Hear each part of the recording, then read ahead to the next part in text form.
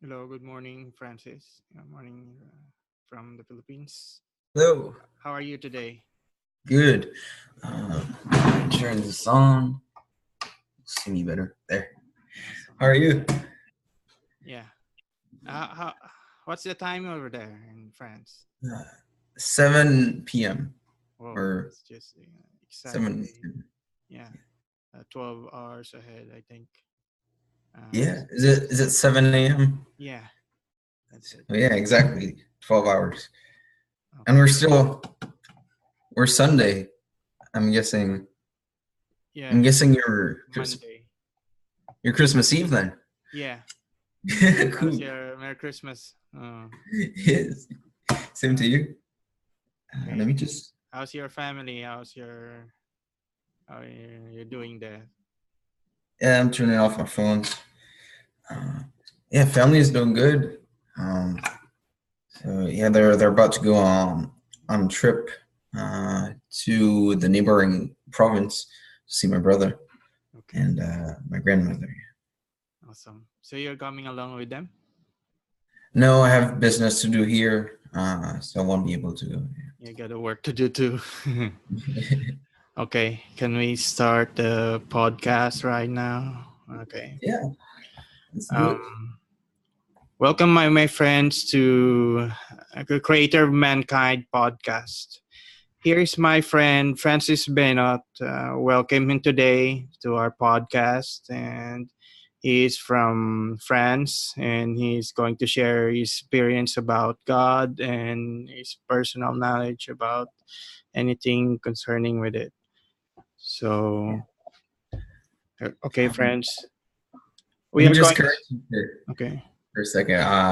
I'm from a French region of Canada, uh, Oh, so a bit sorry. farther, but I'm still French. Okay, you're France, but from Canada, that is. Okay. Yeah. Okay, Sir Francis, can you give us a short introduction about yourself? Can you please All right. tell me? So I'm 22. I live in New Brunswick, Canada. And for the most part, I spend my days training, meditating, and my work is social media marketing. So I help businesses adapt to the online world and technology. Okay, it's awesome. How are you doing in your business right now?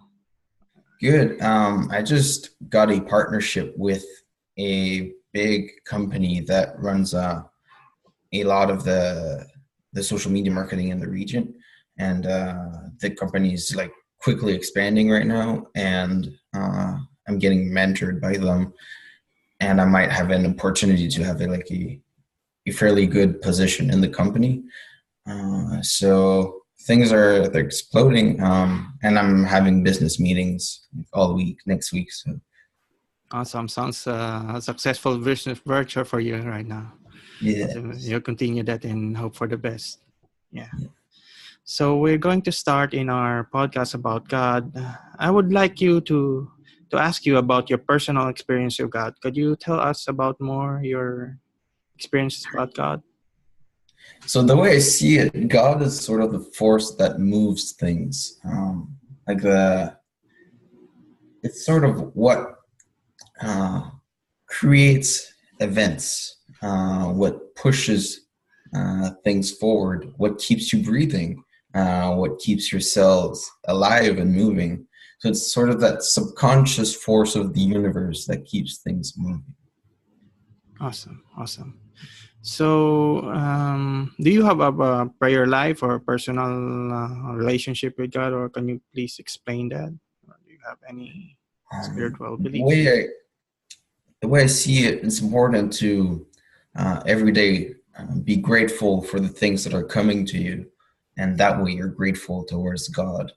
Um, see, uh, I like to, for example, in the morning, journal, or sometimes I do it in the evening. Journal about the best things that have happened to me, and just even if I don't have a journal to write it down, just take the moment to be grateful for it and go through my day and see like, oh, this is what I like, and thank you for this, and that way it attracts more. Yeah. Awesome. Okay. So you have your own beliefs about God. So can you tell us the difference between the Trinity? You have any idea about the Trinity, the God the Father, the God the Son, the whole God the Holy Spirit? Can you explain more? So I'm not very knowledgeable about this, uh, but the way I see it, there are like three aspects, right? Uh, so maybe God the Father would be the thing that makes things move. The Spirit would be the life force that keeps things alive. And the Son could be the thing that holds that life. Awesome. Thank you. So what do you think of the current situation of the people in the world right now? Are they more for God or are anti for God? What do you think is going on with people right now? So I'm seeing this big shift where there's a diminution of people's connection with religion. Like churches here, most of them are more and more empty. Like we have two layers in our local church, but the upper layer is now just a storage room because there's not enough people to open it up for the public. Um, but and I think I see a lot of people turning to atheism, which I did myself a while back, and maybe everyone's going through a similar process where they sort of have to go out of church to see the bigger picture, and then they'll go back into church with a different mindset. So I think that might be what's happening. It's like to get through some form of evolution, to get better at something, you have to go in somewhat of a struggle, right? So that might be like the necessary struggle to make church something new and something more powerful. Okay. Sounds a bit more the reality of the church today. Right? So in France, you have experiences in the churches there, right? So how's it going there in France? Would you share Uh, what your experiences there? so, well, in my area, there's mostly Catholic churches, and usually the way the mass goes is the preacher reads a bit of the Bible, or the pastor. He reads a bit of the Bible. Some people come and read some other bits, and there's a bit of the ceremonial aspect where with the candles, I don't know what you call it in English, the bread and Yeah. the bread and the wine, do that ceremony every time, and there's a bit of a singing with a local shore. Awesome. Okay. So the people there are just so majority of them in France is Catholic, right? Yeah. So in the French area of Canada, um, it's mainly Catholicism. But when you look more in the English area, you have more diversity. Like United Church, you have more Christians and Protestants. So Okay. there's different varieties, but mostly based on most of the religions here are based on the New Testament. Okay. So how long are you there in Canada? Well, I was born here, Okay. so 22 years. Oh, that's a long time now. So you just visit France from time to time, right? or your family is in France? No, see, in Canada, what happened is that the French and English arrived to sort of conquer Canada around the same time, and there was a big war, and most of the French got actually shipped back to France, Mm-hmm. but part of the French people they sort of hid in the forest, or if you like, that's for my region. If you look at Quebec, which is the neighboring province, they had a bigger they had like forts there and were able to fight back. But where I'm from, people sort of hid in the forest areas, and we're like descendants of these clans that someone hid from the war. Okay, awesome. So in Canada is mostly French or just a mix? So, like the east coast of Canada is about 50-50, but the west coast is mainly English. Okay. So where do you belong, to the east or to the west coast? So yeah, New Brunswick is in the east coast. East coast. Awesome. Okay. So the majority of people in Canada are Catholics, right? Or it's just Protestant? What do you think? They're all from Christian religions in majority. Um, you'll see a bit of Islamic people, but these are usually like people that aren't necessarily from Canada, refugees often. And you'll also see uh, around the Black communities a lot more Jewish people. Oh, okay. So there's But also Muslims and Jews. for the most part, Canada is either like Catholic or a related church that's fairly similar. Okay, so they are much more familiar about God, right? Yeah. So okay. For your understanding, where does God come from? How did God be God, or how God formed and created us? What do you think is the history of it all? Hmm. I just sort of think God is there. Okay. Um, I don't know if it was born in a way or created. Uh, I just know that it's there. Yes. Awesome. Okay. So on my research on the Bible, I also found out that God is the first being and the first creator. So it seems that before God, there's none other. So God must be the first being.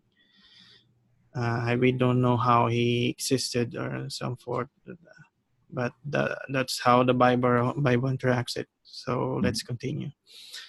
What do you think of the Muslim religion? How? What do you think of Islam, Muhammad, and so on and so forth? I see it as a uh, like a religion that has been fairly twisted around to control the people a lot, and especially the women from that religion. They're very much under control by the religion, and I think it's sort of sad to see this. And but I think with the globalization aspect, they're starting to open up a bit and become more friendly towards each other. But the way I see it, it's often a very controlling religion, and that's one thing from Catholicism that it used to happen a lot, but nowadays it doesn't happen as much. Because if you look at the past here, women were like really under control. They weren't wearing burqas and hiding their faces, but they really had to do exactly what their husbands had told them to do, and they had to be constantly producing children and all that. So, Oh, I see. Okay, the control of the religion. Yeah. mhm. So, what do you think of religion in general? Can you share your opinion about religion and the advantages, disadvantages, and what your other experiences about it? Can you share? So what the one aspect I like about religion is that it forces you into a spiritual practice, which is a practice that will make you a better person. But the problem with that is that many religions are twisted in a way that once again creates a more controlling aspect, uh, and they've also often been used to control the people. Um, Often, what you'll see from religion is that they either twist the meaning of the scriptures or completely change the teachings to control the people. And the way they get to do this is that they somewhat confuse the people by giving them excellent teachings and telling them from the same person, because that builds trust. But then the same person might use that trust then to um, control the person and tell them to do things that are, let's say, good for the church, but not good for the community in whole. Okay, it's maybe the point, the good point. So, what do you think of spirituality? Is there exists a spirit's realm, or what do you think? Your opinion about that? The way I see it, the realm of the spirit is the realm of the mind. Um, so there's a physical and there's the imaginatory, or the mind that the realm that we don't all interact with at the same time. Um, and I think spirituality is to get a better understanding of that realm, because we're constantly living in this physical realm, and if we don't make efforts to understand what's inside better, uh, then we can sort of lose our control or not have any control on ourselves. And there's also this moral aspect that you gain from looking inside that you might not gain just from looking on the outside. Okay, thank you. Do you believe in this kind of near-death experiences, out-of-body experiences, or these paranormal experiences? What do you think about that? Yes, I can't say I've had an out of body experience, but I've had a near death experience where I thought I had died, and it triggered this within me. So they often say that you see your life, your entire life, flash in a single flash. That's what happened to me. Like uh, I really saw everything from my birth to that moment. And what happened is, so I was driving in the winter, and I was in somewhat of an unknown territory, and we live beside the sea. There's often like huge gaps, maybe 50 feet high before you fall into the sea. And I was at this place where there was a sharp turn, and it was winter, and it wasn't, because of the storm, I wasn't seeing very well. And what happened is I went through, and dove into the water, then I saw my life flash. The whole thing played again, and then at the moment where I was going to dive through in the water, I was able to brake uh, and just make the car stop right before the water. Um, it's as if like I was given a second chance by redoing it all over again. It was very weird. Uh, So is this experience of yours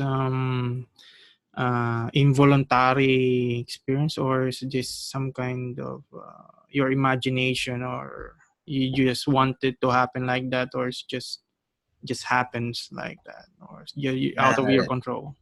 yeah, completely out of my control.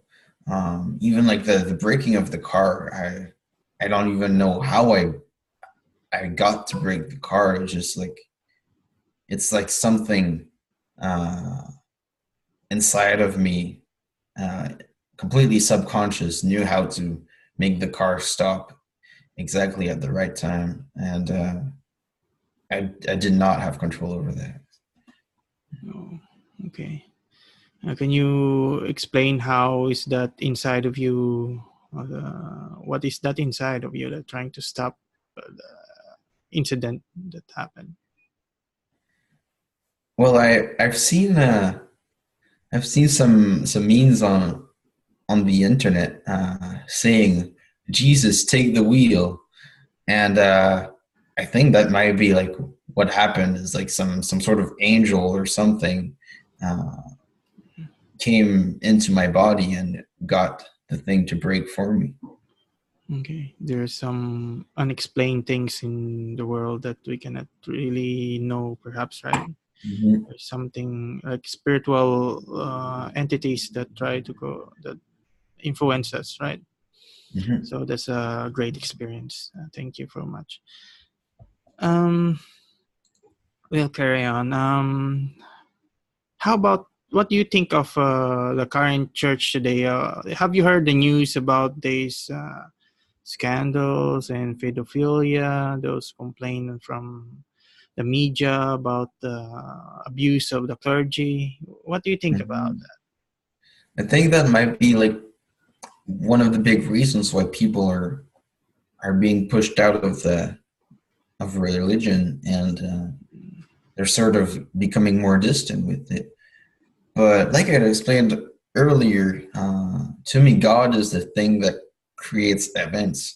So it might just be part of God's plan to get people out of church, and that way they can get a better understanding of what the Bible is by reading it themselves, interpreting it by themselves, and not simply listening what the preacher has to say about it. that? Okay, awesome. Okay, you read the Bible yourself, right? Yeah, from the how much have you read of the Bible? I've read bits of it. Like what I like to do when I get in every hotel room I've been to, there's a Bible, and I just often like to flick through it. Or there's a sanctuary nearby, and there's always a big Bible with some pages open. And I always like to read it and see what's the message. Awesome. But Okay. I never read it like cover to cover. Oh, okay. Based on your readings and understanding the Bible, what is God's plan, and what's is His plan for you? Can you tell us more?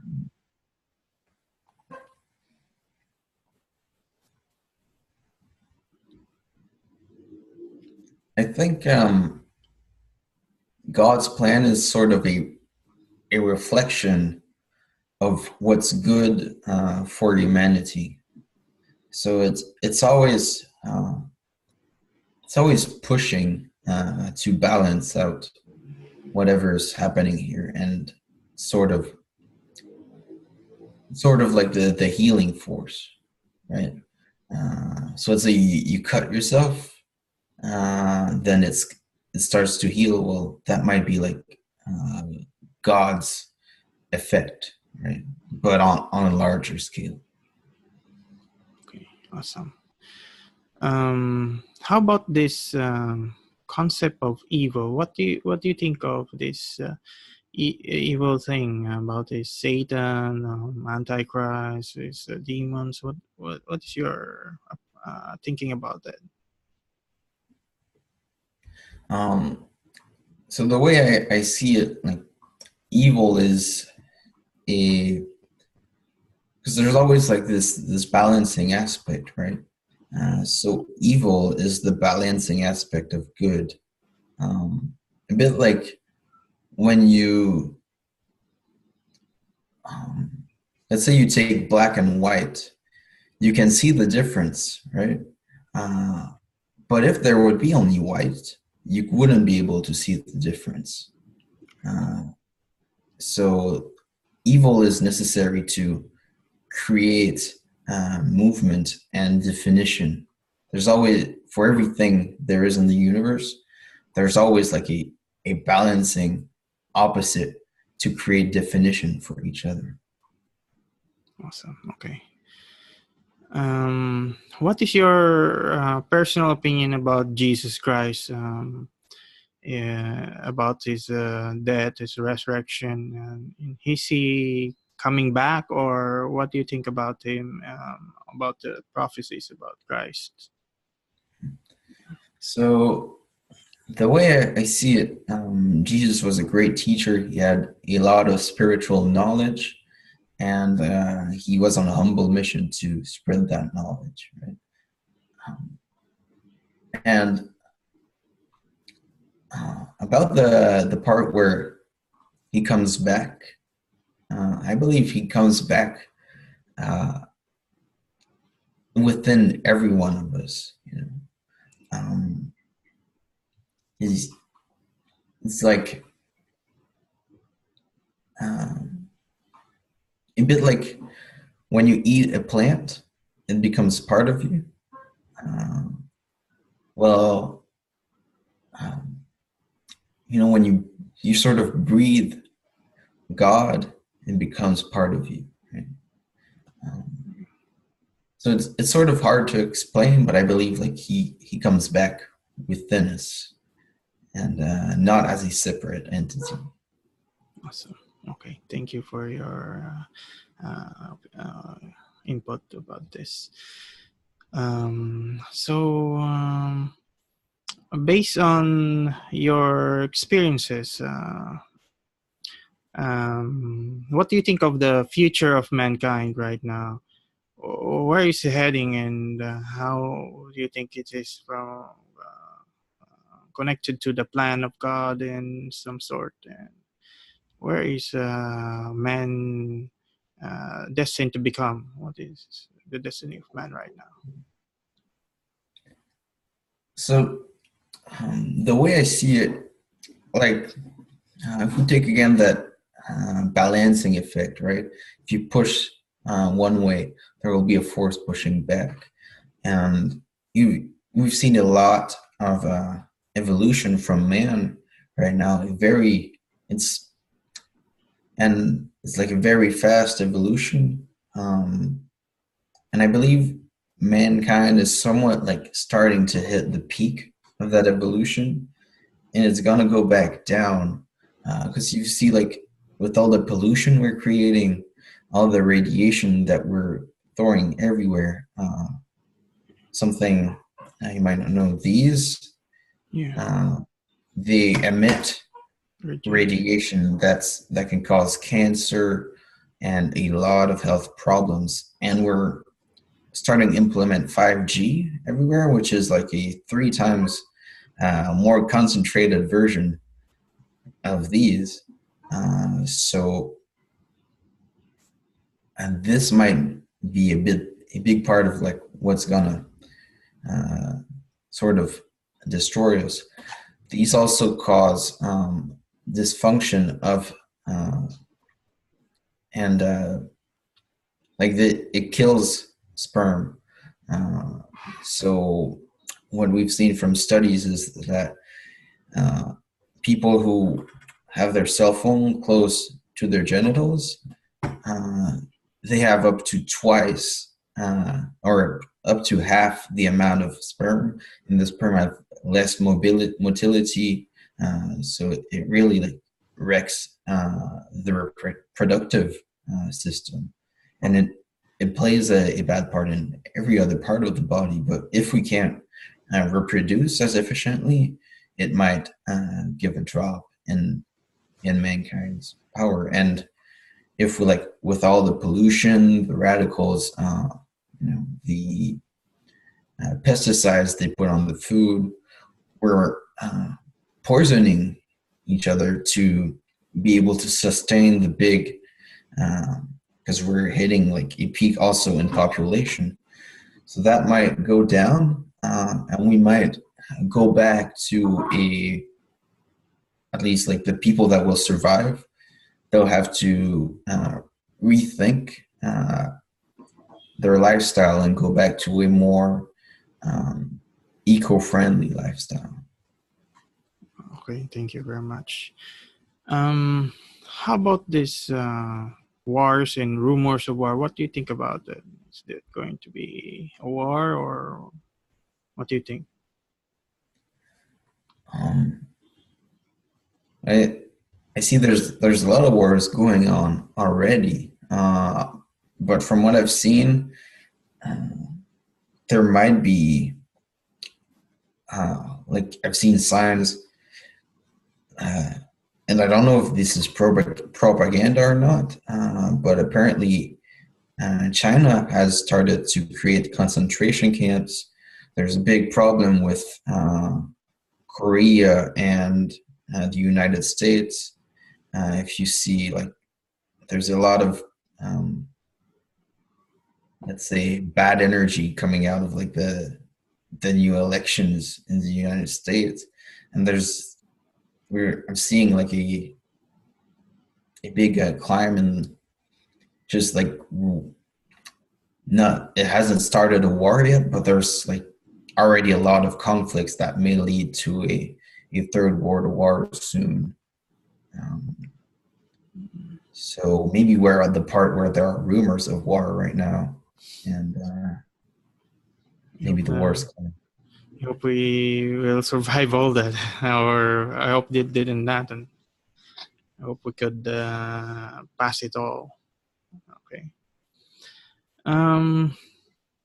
Concerning about the children of today, what do you advise to them about concerning God and how they will approach God? About the children. For the children, and we need a different approach. The way I was, we are grown up. We're taught here is that like we go through school, but every Sunday we have to go to what we call catechese, where you learn about the Bible and all that. But the kids, and the same thing, like when kids are forced to do something, they grow to hate it. Kids are forced to go to school, they dislike it. They're forced to do homework, they dislike it. They're forced to eat broccoli, they dislike it. So we should try to find a way to make it fun to go to church, fun to learn about God, maybe make it more interactive. A big, I think, a big revolution that's coming in the way we're teaching, the way work is going to happen, is gamification. So trying to find strategies to make things more fun, make things look like a game. And that way, since we're having fun, we learn much faster because the same hormone in the brain that's responsible for implementing memory is the same that's responsible for feelings of fun. If you're having something new and all that, it triggers that memory hormone. Okay, awesome. So maybe that could be a good plan to get people back uh, in church or closer to God. Okay, so the fun part is also to make them enjoy the every important activity that's a part of the church, right? Mhm. So we needed that also in our lives. So, um, what do you think about work? Or what is your experience about work, and how do you work? This according to the plan of God or according to God's will? How do you work? Uh, do you mean like work as in a job, like working for money? Yeah, everything about work. Um, so a lot of jobs here are basically slavery Mm, with a little bit of added freedom. Or I guess you could say it's gamified slavery. Because what a minimum wage job will bring you in Canada is not enough to support yourself. mm, Um, Maybe you'll be able to, well, at best, you'll be able to have an apartment, a vehicle to bring you to your job, and enough to feed yourself. And that's about all you'll get from working over 40 hours per week at a minimum wage jobs. And the rest of your time, you have no leisure money, right? Um, so what happens if people is that people make loans and they become slaves to the bank as they pay more and more interest on what they owe, and all they work for is just to pay back the bank. Um, so I'm not too keen on working jobs with a fixed salary, and I think we need to revolutionize things where you're paid for effort and not for salary. Um, and you mentioned jobs. Let me see. I have this quote here that I found last night exactly on work and jobs, and I thought it would come in handy, but I didn't know it would be for this podcast. So this is from Len Bracken. I'm not too sure who that guy is. But he says the crisis of overproduction worsens as unemployment grows to staggering proportions. One fifth of the global population. So a fifth uh, of the global population is unemployed. Uh, it is if more people produced much less, the ecology of the planet would prosper. So basically, what is he's saying is that people work too much and are not paid, or like they produce too much for the same or for like little money, right? yeah. And if we got people to work less, create less excess, um, but to be, we need a system that people would be able to live from working less, and that's the big problem. Since like overworking, working too much right now, is not enough to uh, live a comfortable lifestyle. Um, so we need to find a way to get people to work less and get more out of what they're doing. Okay. Awesome. What do you think about this Sabbath or Sabbath day and the day of rest? Can you tell us your opinion about this? Well, it's something I found like quite important because I've pushed my limits quite often, and I see that if I do not rest after 2 or 3 weeks, my performance starts to dip quite well. So having a day dedicated to rest once a week will make you much, much better and be able to keep you going with the same amount of energy without like draining yourself. And it's one thing also, if you think about like this is applicable to work, it's applicable to training, um, or pretty much any aspect of life. But one thing we often miss there is that your digestive system, it requires rest as well. So I think it's good to, and something I'm starting to implement is to fast, or at least really do like minimum eating on Sundays, and just to allow your inner body to recuperate. Awesome. Thank you very much.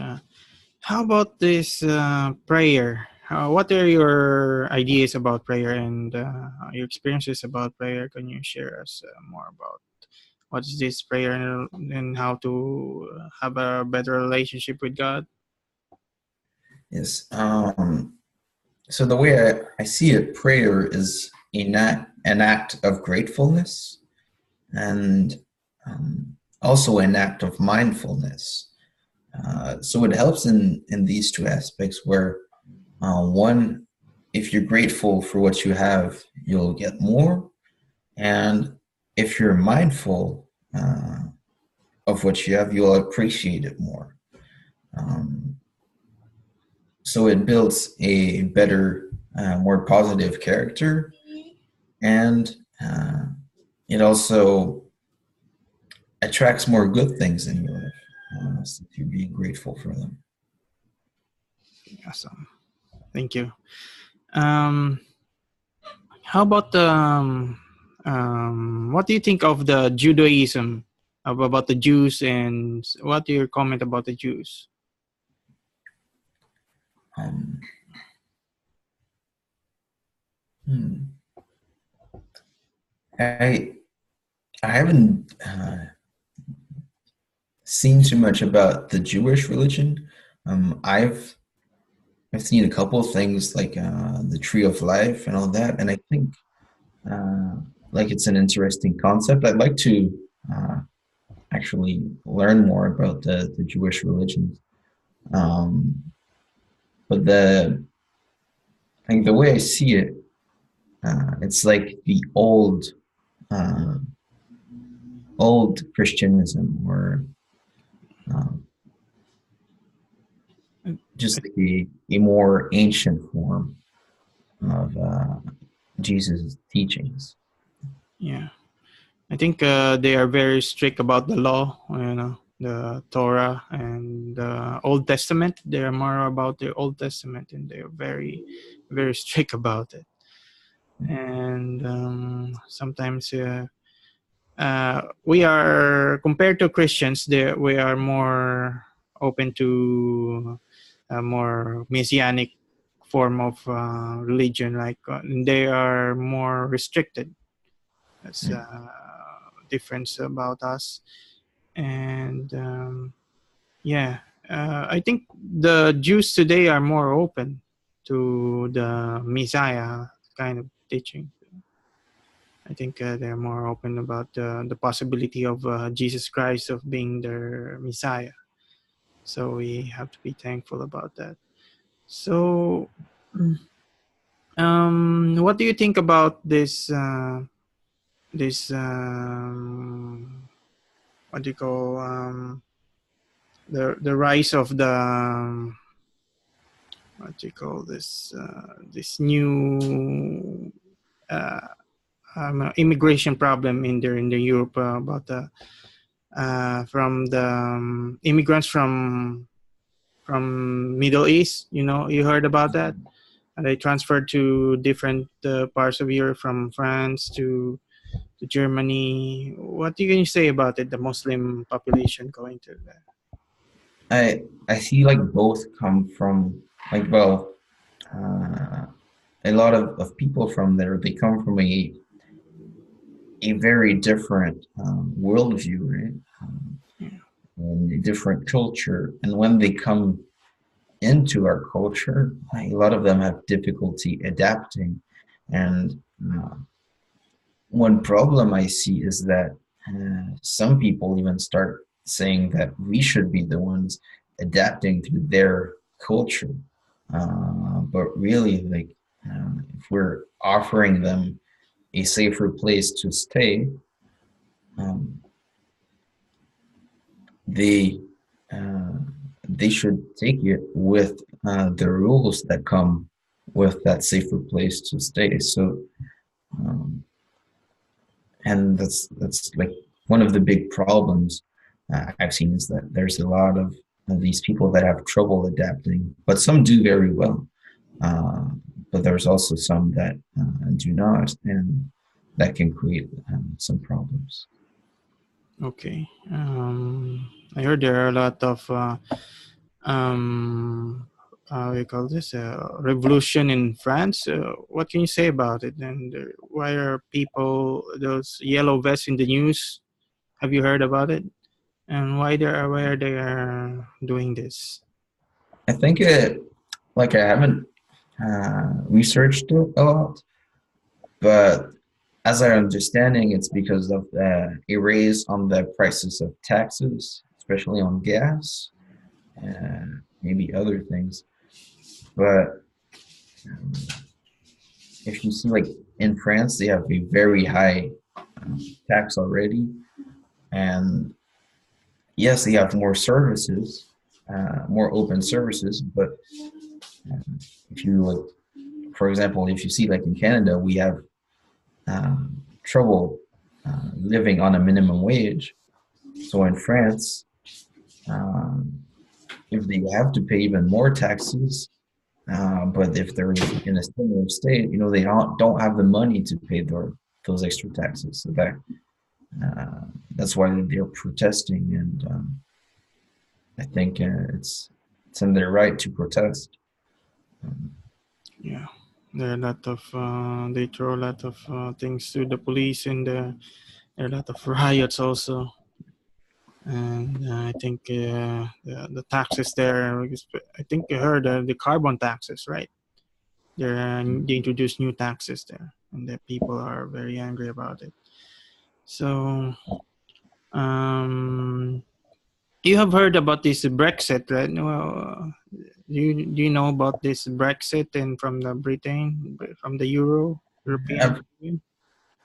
I've heard of it, but like all I know about it is that like the United Kingdom, they left the European Union. Is that right?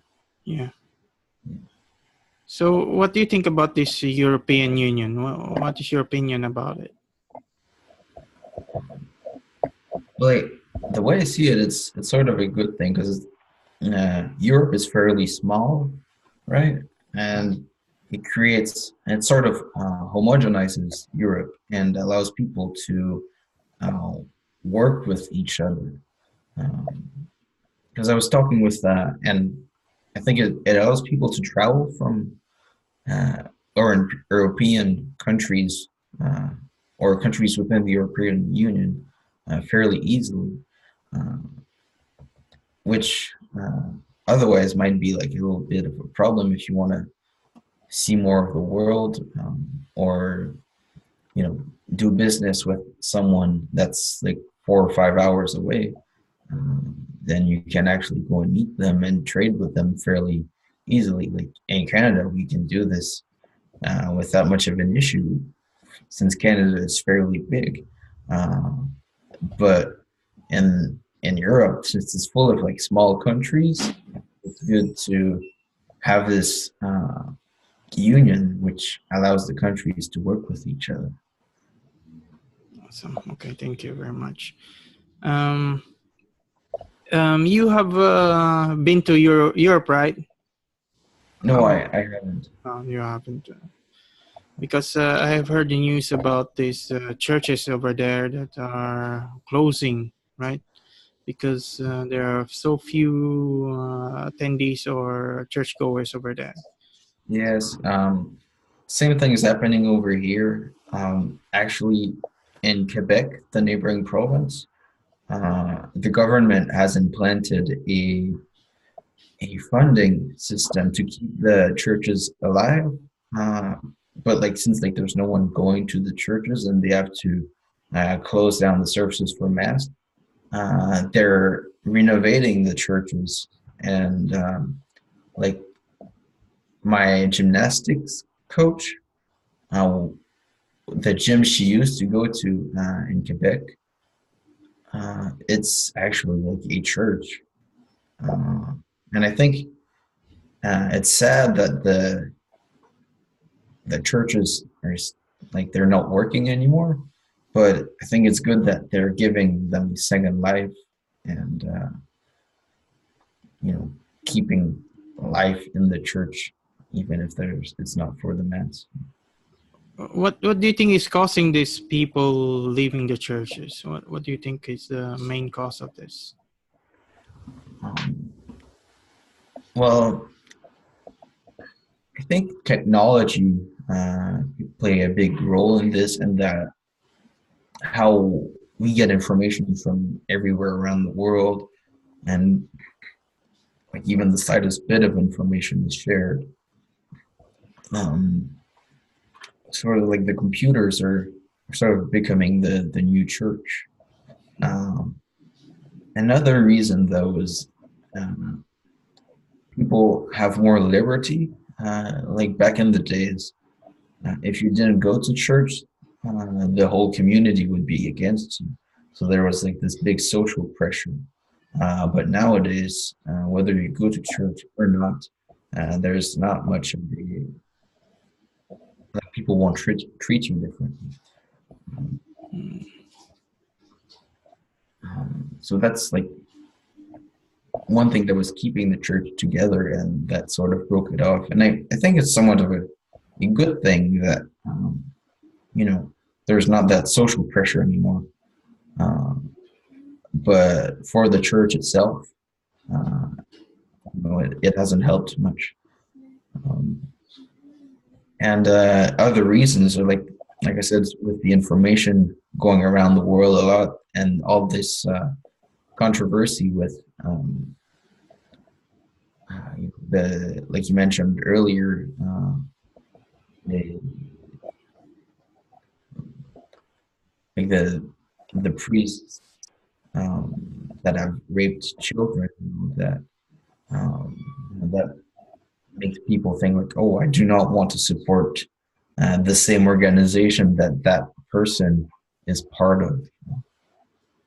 Okay, it's so bad, right? Too bad that they are. So, what do you think of Christianity in general? Where is it going in the future? Is it going to improve, or it's just declining, or what? So the way I see it, religions, the more religion is trying to control its people, uh, that's not going to work anymore. Even if you look at governments, uh, you'll sort of see this thing fall with time. Um, 'Cause every organization that tries to control, um, eventually it'll fall. It's like holding a heavy weight. You can only hold it for so long before you start to lose your grip. Um, so I think that's sort of what's happening. Okay. What about the current problems of the world? What do you think is your experience about the current problems in the world, and what are the people are facing right now? The majority of the problems, the major problems, it is. So we're seeing a big rise in depression, anxiety. A lot of people are just feeling unwell, feeling sort of a void inside. And I think that void used to be filled um, by the spirituality that was presented by religion. Um, and it's like we see a lot of people um, not, and it's just this practice that has been stopped. People stopped praying. They stopped meditating. They stopped being in connection with what's inside. They're always looking for some external stimulus because they think that's what's going to fill the void inside. Mm. Um, But really, I think the way to heal this is to spend more time inside, really either meditating, praying, being with nature. Um, People, they're not spending enough alone time. Uh, and when they are, they're not spending true alone time.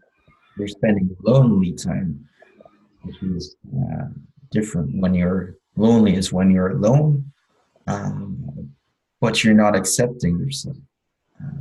You're looking for you're constantly looking for something else. You got a point. You got a good point. Um, so, what do you think is the solution of the current problem that we are facing right now? What do you think is the best solution for you? What's your input about this? Um, so I think one of the best and most effective solutions available is going back and connecting with nature. I've done a lot of research in Shinrin Yoku. So this is Shinrin Yoku. Um, it's a Japanese art, but really, like anyone who goes out in nature practices this, whether they do it consciously or not. But the main idea is to uh, be in nature and absorb through the senses the present moment and just focus on the inner feelings. And it's just nature is a great tool that accelerates this sort of look inwards, um, this reconnection with the simple. And there's also like the oils, the smells from the tree.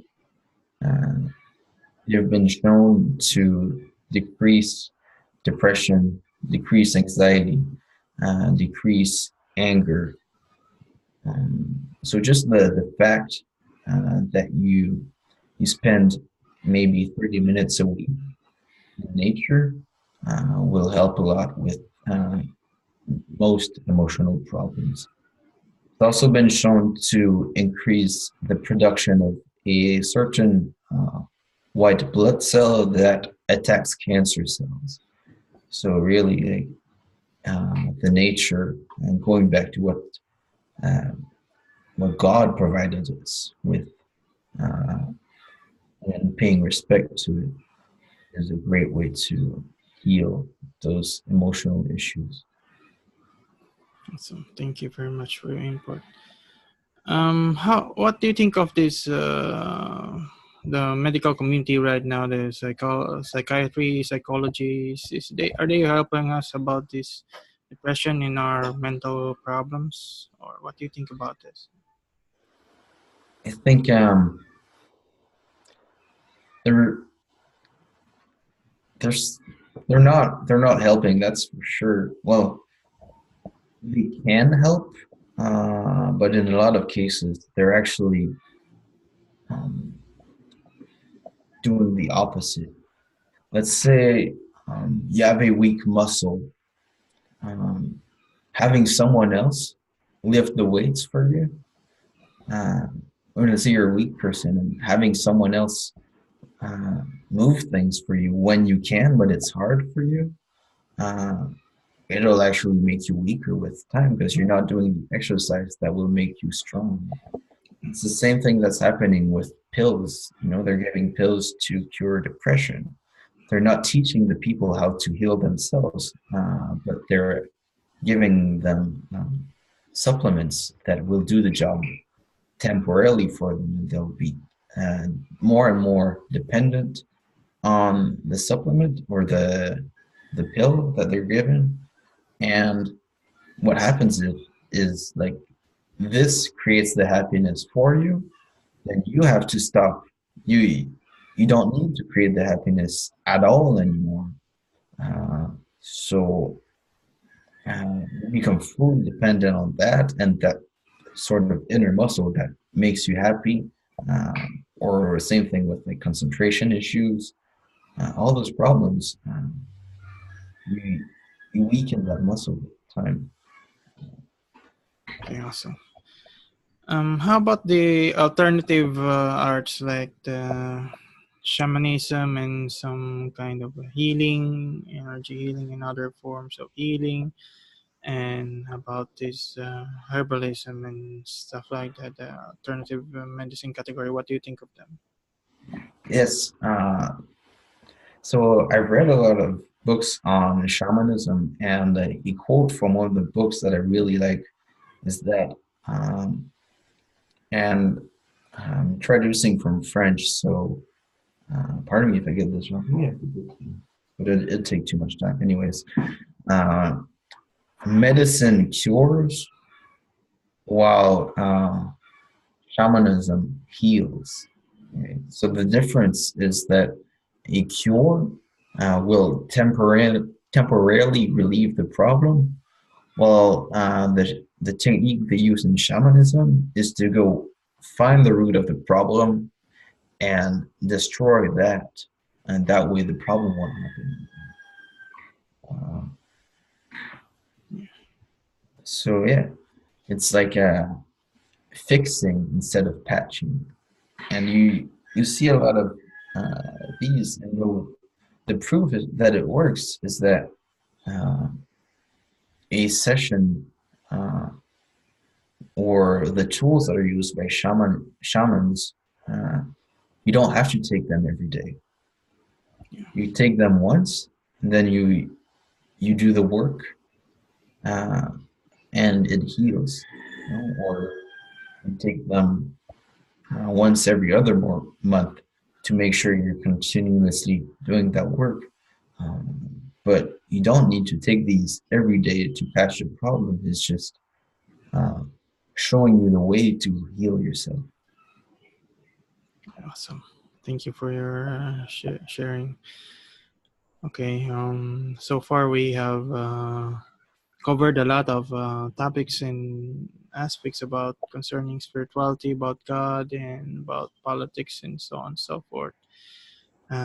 We thank you now, Francis Benoit, for all your contribution to this podcast, and we hope in the future you will be available for more interviews. And we thank you a lot for coming this podcast, and we hope for more podcasts to come with you. Well, And thanks for the invitation, and I was happy to share these concepts with you.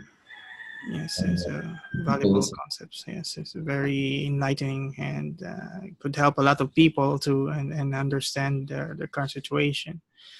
So, in behalf of the Creator of Mankind podcast, I'm Vivencio Mastiller Jr.